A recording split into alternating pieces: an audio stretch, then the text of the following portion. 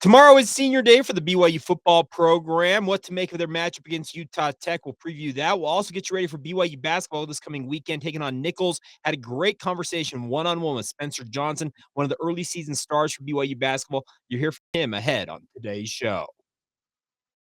You are Locked On Cougars, your daily podcast on the BYU Cougars, part of the Locked On Podcast Network.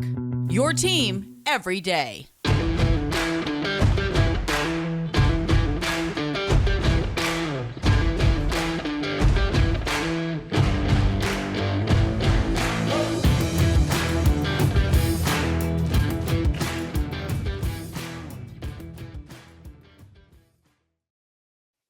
What is up, everybody? I'm Jake Hatch, your host here on Locked On Cougars, your resident BYU insider. Thank you for making Locked On Cougars your first listen of the day. Always appreciate you guys checking out the show, whether it's on YouTube or the regular podcast feeds out there, wherever you get it.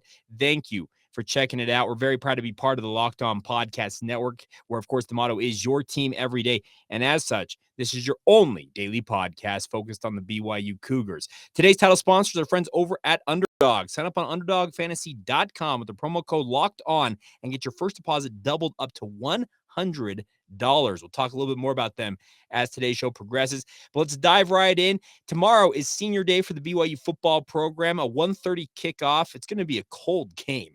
The high for the day, last I saw, and I'm recording this on Thursday night, I saw a high of 36 degrees for BYU and Utah Tech, the high on Saturday. So going to be a chilly day out at Lavelle Edwards Stadium for senior day for the BYU football program. But nonetheless, it sure looks like BYU should roll to a victory in this one. They should be bowl eligible after this game. And that's the positive news, if you're a BYU fan, is the fact that BYU looks like they're on their way to yet another bowl game. 17 bowls in the last 18 seasons. Obviously, the only one that they have missed was that 4-9 debacle in 2017 in year 2 of the Fesi Sitake era. But this is a team that I think is trending upwards, speaking of BYU. I know that Utah Tech is not going to give BYU a true test, I don't think. They're a decent team. Utah Tech comes into this game having won 3 straight, and their offense has really taken off. They've got a freshman quarterback by the name of Victor Gabelis, who has passed for 1,620 yards. He's got 14 touchdowns against 9 interceptions. He had 5 touchdowns alone in their most recent game. A very impressive quarterback who seems like he is on his way to stardom there in St. George. They have a very good running back, Quali Conley, a former freshman All-American type player who is finally back from some injuries a year ago. He has rushed for 1,031 yards, averaging 6.1 yards per carry, while also rushing for 8 touchdowns. And then in the receiving department, Joey Hobart, a guy BYU once upon a time had recruited.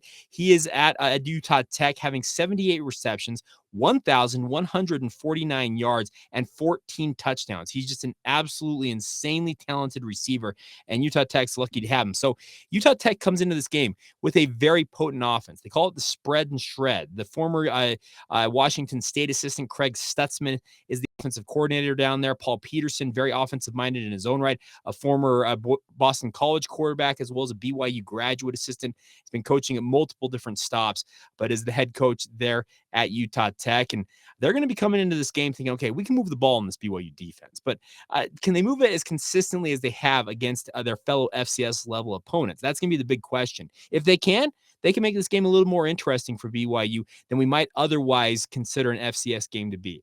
If BYU comes out and plays like they did against Boise State, they bring that same effort level on defense, I'm of the opinion that BYU can hang tough with Utah Tech. I don't know, hang tough. That sounds wrong. I think they can just steamroll Utah Tech if they handle their business on defense. BYU's offense is not going to be stopped. Utah Tech, their defense, it's decent, but there's nothing that I would be worried about. Will Leota is their leading tackler with 75 tackles on the year. Malaki, I believe is how you pronounce his name, is their second leading tackler with 73 tackles, and then Tyrell Grayson tied there with 73 overall tackles. Their best sack artist is Cyrus Webster. He's got 5.5 sacks on the year, but BYU should be able to handle their business in this game. I just don't see any reason, and it's an FCS game, and you're supposed to. It's a money game. You're supposed to go out and handle your business, but the cautionary tale, Fesi Sitake can point to his guys if he considers them to be overlooking this opponent. All he's got to do is point to what happened for Utah State earlier this season when Weber State went to Logan and absolutely crushed the Aggies. Of Weber State is a top 10 caliber FCS program. Utah Tech's kind of middle table in terms of their overall prowess. But this is a game that Utah Tech's going to come in confident, having won 3 straight games and thinking, okay, this is our final game of the year. We don't have any postseason opportunities, that type of stuff. Let's just throw everything against the wall and see what sticks. And that's the thing BYU's got to be wary of in this matchup. Obviously, BYU will be honoring 37 players, some seniors, some juniors, some even fourth-year sophomores due to COVID. The COVID year, giving BYU and everybody else in college football that blanket waiver. There are going to be 37 guys celebrating potentially their final game in a BYU uniform. And I promised you guys on yesterday's podcast some updates on what I think is going to happen with those 37 players. I've had some conversations with folks who are far more in the know this week on those players. And I would venture to say that the majority, if not the vast majority of those 37 players are going to play their final game in a BYU uniform.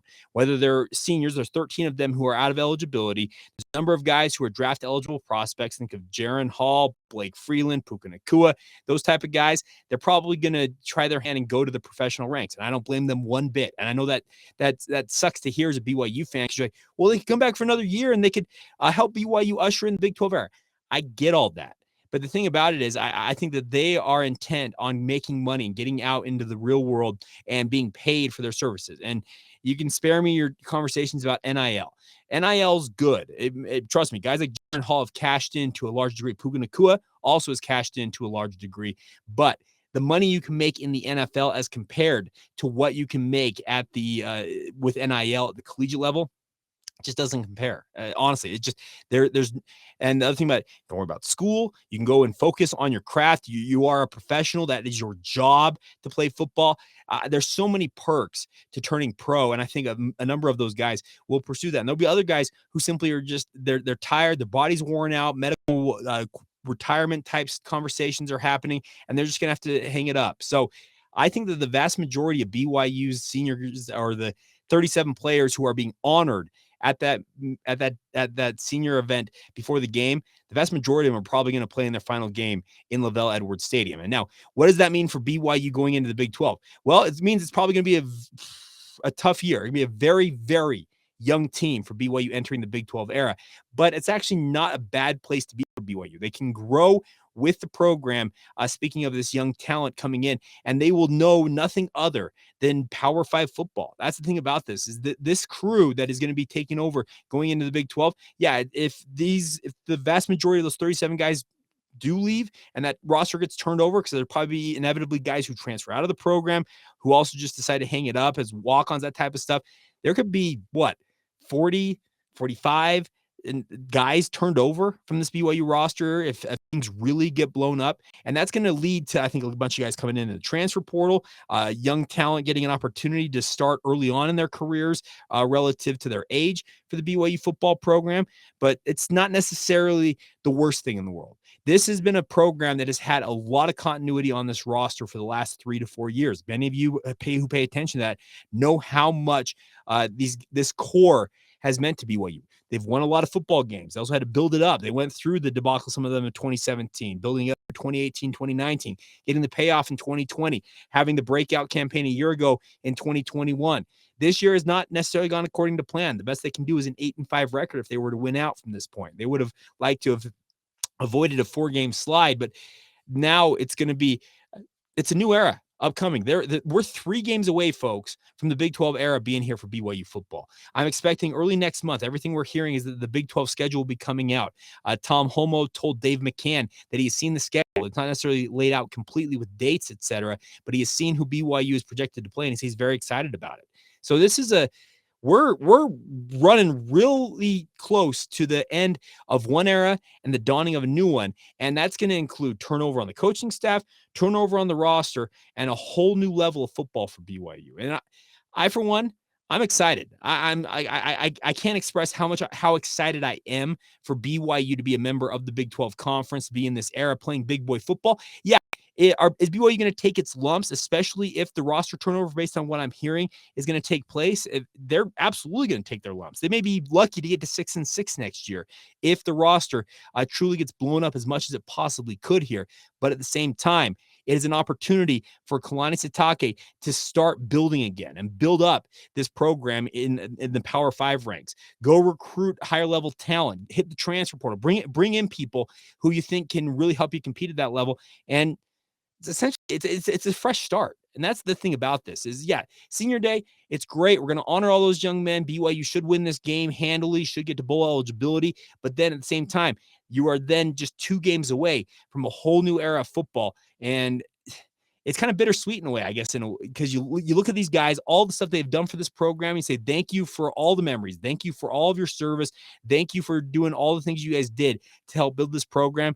But now you guys move on and a new crew is going to come in and take over. It's kind of crazy how close we are to some massive change in the BYU football program. But I, for one, I'm excited. I think it's going to be a fun era of BYU football upcoming. Like I said, it's going to be probably a grind. It's probably going to be a slow climb, and it's probably going to be years, potentially years, before BYU truly is capable of contending, if they are capable of contending at the top of the Big 12.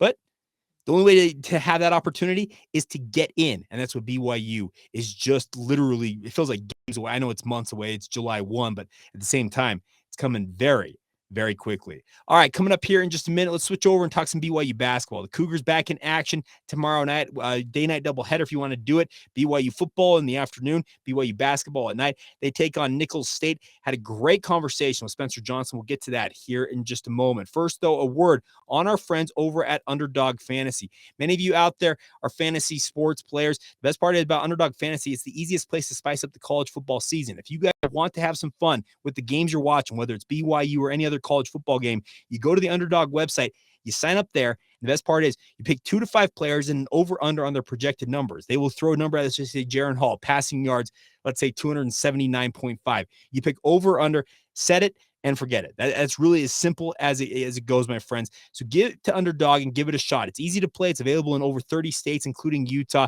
Just pick, like I said, the 2 to 5 players across any team, not just BYU, and decide if they will fit higher or lower of their projected numbers. It's one of the easiest fantasy games out there to play. The best part is you can win cold, hard cash in just one single game. It's not like you have to build up and cash out after you win a number of times. You can do it in just one fell swoop. So give it a shot, my friends. Sign up at underdogfantasy.com with the promo code locked on. That's one word, LOCKEDON. And Underdog is going to double your first deposit up to $100. It's really simple. Deposit $100, get $100 free from our friends at Underdog Fantasy. So once again, go to underdogfantasy.com or find the Underdog Fantasy app on the App Store or Google Play Store. That's Underdog Fantasy, promo code locked on for that 100% match up to $100. Get in on the college football pick'em action today and do it with our friends at Underdog.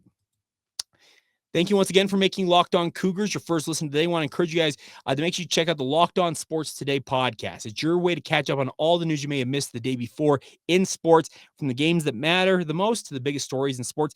Go beyond the scoreboard and behind the scenes with the local experts and insight only Locked On, the Locked On Podcast Network, can provide. That's Locked On Sports Today, available on this app, YouTube, or wherever you get your podcasts. All right, time now to talk some BYU basketball. BYU's taking on Nicholls State tomorrow night. Nicholls is 0-2 to start the year. This should be a relative layup for BYU on their home court, going up against a team from the South who's making the cross-country trip compared to some of the other opponents BYU's played this year. Missouri State, very talented team, I thought. BYU obviously struggled in their lone road game so far this year. Actually, I believe it's their only true road game of the non-conference slate, going to San Diego State, and they struggled in that one down the stretch. Got the win over Idaho State, beat Missouri State.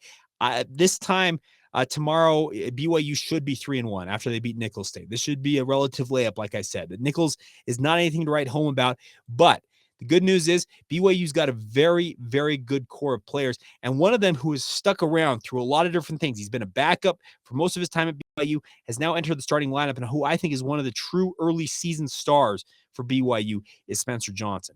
Had a great conversation with him earlier this week. We started off talking about what his experience at BYU's been like overall.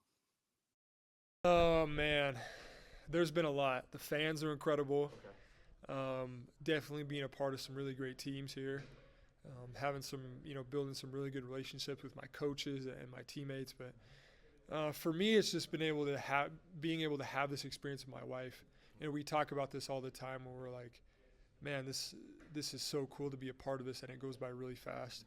And it's going to be cool that we had this experience together, and we're going to be able to look back in, 10, 15, 20 years and be like, wow, we really did that together. How quick has it really gone in your mind? It's been quick. It's been quick because it literally feels like yesterday that I got here and I was trying to figure out the system and just how everything works. And now I'm here in my third year, and it's like, holy cow, it goes by fast.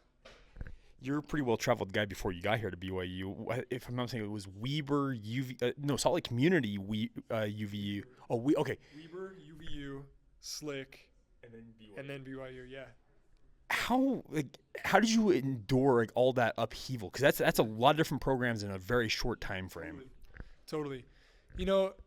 It does. It seemed it was a lot of different programs. There was a lot of different change and just kind of rolling with the punches.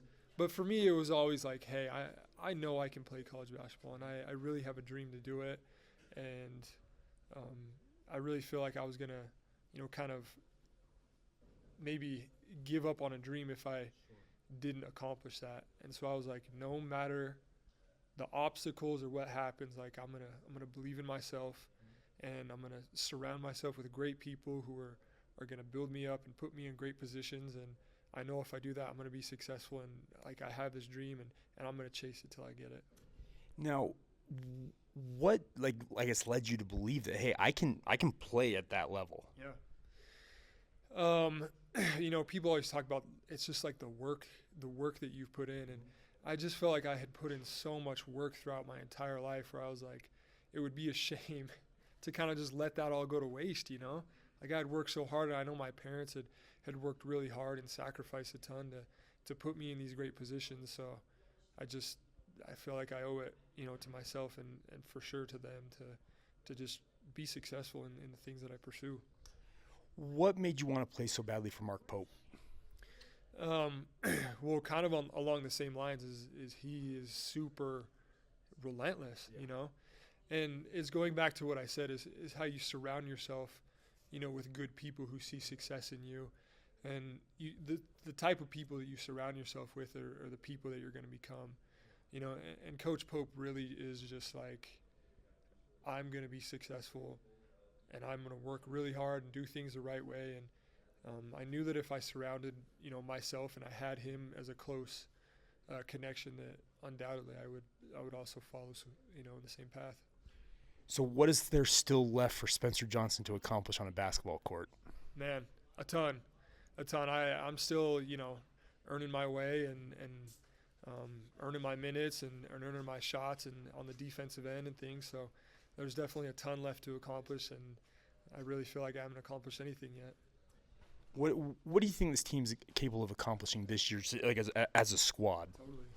We honestly, man, the sky's the limit. Like you saw against the San Diego State team, we were right there, and I really do feel like we can play with anybody. So, as the season goes on, as we work together and we figure things out and we tweak little things here and there, I think we're going to be really, really good. So, just keep on the lookout for it. There you go, Spencer Johnson, BYU guard, starting shooting guard, I guess you technically could call him, but great conversation. You heard him talking about he's not satisfied with where things are at. He wants to continue to build and grow and be an integral part of this squad. Like I said, the game against Nicholls, and then they head to the Bahamas for the battle for Atlantis. Our friends at BetOnline have installed BYU as a 20-1 underdog to win that tournament. It's actually among the worst odds to win it, but hey, you have an opportunity to go down there. You heard him talk about the fact he thinks that the sky is the limit for this squad. I think they're far from a finished product, but it's good to hear guys like Spencer Johnson express their optimism about this BYU basketball squad. All right, coming up here in just a minute, we'll talk about some other news going into the weekend. A huge win. Jennifer Rockwood may have the most consistent winning program in the postseason in BYU sports. I'm serious about this. We'll talk about them advancing to the Sweet 16, the women's soccer program. We'll also get to some other notes going into the weekend for BYU sports as we continue on right here on Locked On Cougars. First off, let's talk about our friends over at Nugenics for a minute, though. Our friends over at Nugenics want to help you guys out as we age as men. Let's be honest. That dad bod seems to set in. We start to lose our energy, our focus, all that stuff, our drive. The best part is when you were younger, you were at the peak of your testosterone production. That's why some have called the winner's hormone or the man hormone. Wouldn't it be nice to get that winner's edge again and the old swagger back in your step? That's where our friends at Nugenix with Total T comes in. They contain a man-boosting key ingredients like testofen, which has been validated in 5 clinical studies shown to boost free testosterone levels in men. The best part is because Nugenix Total T boosts free testosterone in that aging process that it robs, you'll feel stronger, leaner with more energy and drive, and of course, more passion too. So give it a shot, my friends. You can get a complimentary bottle of Nugenix Total T when you text college, that's COLLEGE, to 231-231. Text now and get that Nugenix Thermo, their most powerful fat incinerator as well, with key ingredients to help you get back into shape fast, absolutely for free as well. Once again, that's text college to 231-231. One more time, text college to 231-231.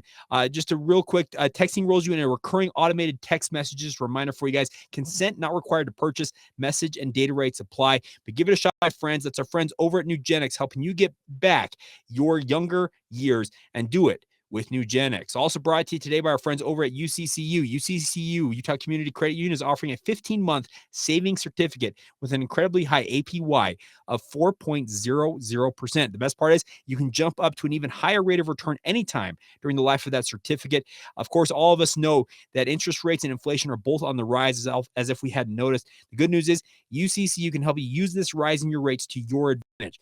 Like we mentioned, you can get that 15-month savings certificate with that incredibly high APY of 4.00%. The best part is savings certificates, you can start for as little as $500, making it an awesome opportunity for every type of saver, both small or big. So give it a shot, my friends. It's going to give you that incredible return on your money. You can save it. And like I said, if the interest rates and the inflation continues to balloon during that 15 months, you can jump it up one time during the life of that loan and continue to see that money come in terms of that return. So give it a shot, my friends. You can open that UCCU savings certificate really easily. You can go online, uccu.com, do it over the phone, or stop into any UCCU branch. But remember, this offer is only for a limited time. So give it a shot.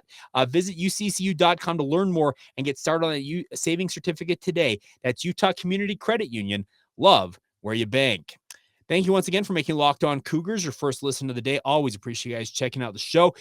2 things before we go here on today's show. I guess 2 notable things. We'll get to some other notes before we go here. But let's start off with the women's soccer program. The BYU Cougars advanced to the Sweet 16 yet again after a thrilling PK's victory over Stanford, winning at 5-4 in penalty kicks late in the match. I guess after overtime was tied 1-1.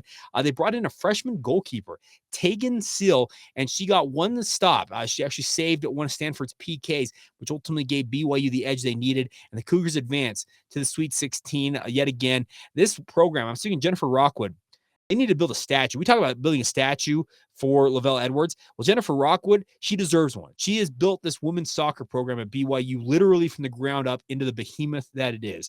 BYU is absolutely rolling. They are just they're so impressive and so just the whole adage, they don't rebuild, they reload. That's exactly what BYU women's soccer does. Now they will advance to that Sweet 16, which will be played this Saturday. They'll be taking on North Carolina. The Tar Heels will be on the home turf down there in Chapel Hill. The game will be streamed on BYU Radio and BYU Radio app, as well as ESPN Plus.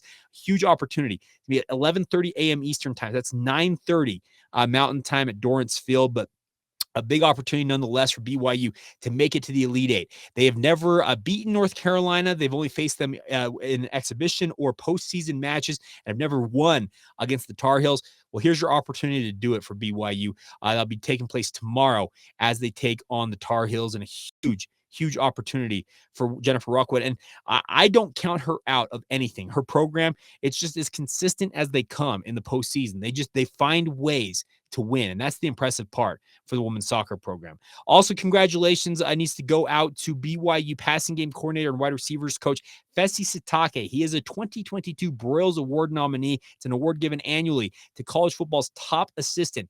He is one of 41 nominees selected from approximately 1,500 assistant coaches representing the 131 FBS programs across the country. The selection process includes the Football Writers Association of America, broadcasters, and a College Football Hall of Fame selection selection committee, as well as current college head coaches. Fesi has done an incredible job making BYU's wide receiver core as consistent as it is. Think about it. All the injuries that his receiving core dealt with this year, all he did was just throw another guy in there and they produced. That's the mark of a good coach. And obviously, I know Fesi well enough that he would defer and say, hey, good players make coaches look really good, but this is a well-deserved honor for Fesi Sitake. I think he's on his way to being an offensive coordinator at high level at some point, maybe at BYU or somewhere else. Could be a head coach at some point down the road as well. He is a fantastic representative of BYU, and BYU is lucky to have him in the fold, but congratulations to him on that award. Final note for you guys is that BYU this weekend, other sports are in action. The women's basketball program is in action today. It's at 3 o'clock Hawaii time. I believe that's 6 o'clock here, taking on Washington State in the North Shore Showcase. They're up in Hawaii, taking place in that event. They'll be also in action, I believe, tomorrow. They'll have a second game. I'm trying to find it here on the schedule. I apologize.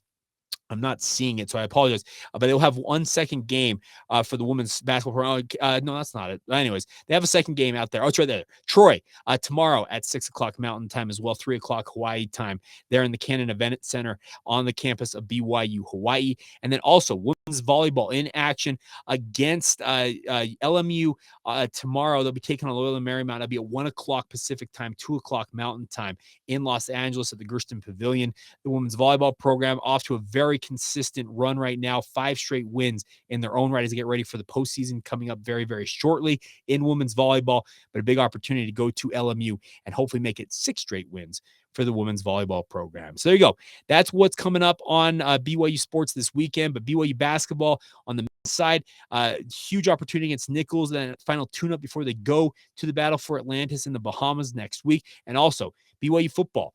Like I said, the swan song for a lot of guys, 37 players going to be honored before this game. They usually do that full field walk at the end of the game. With 37 guys, they may fill up the entire field making that walk across the field. But at the same time, it's a big time opportunity. If you have an opportunity to get out to the games, whether it's BYU basketball, BYU football, get out. I know it's going to be a chilly day at Lavelle Edwards Stadium, but I will be there. I would encourage you guys, get out, represent, support all 37 of these players who may be putting on a BYU uniform on their home turf for the final time. Give them their love, make them feel appreciated for all the effort they have put into this program, the blood, sweat, and tears that they have put in, that sweat equity that they have put into this program. You can't take that away from them. They have put their heart and souls on the line quite literally for this BYU football program. So support them. Like I said, I know it's not that exciting of a game with Utah Tech, but it's more about the guys who are playing for your team. Speaking of BYU, so get out, support the Cougars. And also, if you want to make it a day-night doubleheader like myself, go watch BYU football in the afternoon, then scoot on over to the Marriott Center. You can warm up in the comfort of those new blue seats at the Marriott Center, and you can watch BYU basketball take on Nicholls in their final tune-up ahead of the battle for Atlantis. All right, so there you go. That's it for today's edition of the podcast. A huge thank you for your support. As always, you guys are absolutely phenomenal for all of your support of this show, whether on YouTube, Apple Podcasts, Google Podcasts, Stitcher, Spotify. Can't thank you guys enough for making us your first listen of the day. Now go make your second listen. Our friends over the Locked On Big 12 podcast. Get caught up on the weekend ahead in Big 12 action, particularly Big 12 football with Josh Neighbors. Get that free and available wherever you get your podcast, also on YouTube, just like this show. I'll do it for myself. Have a great day. Have a great weekend. We'll do a postcast at some point tomorrow night, probably recapping both BYU football and basketball. We'll get to that out for you. And of course, we'll reconvene in our typical format on Monday as well. That'll do it for myself. Have a great day. This has been the Locked On Cougars podcast. See ya.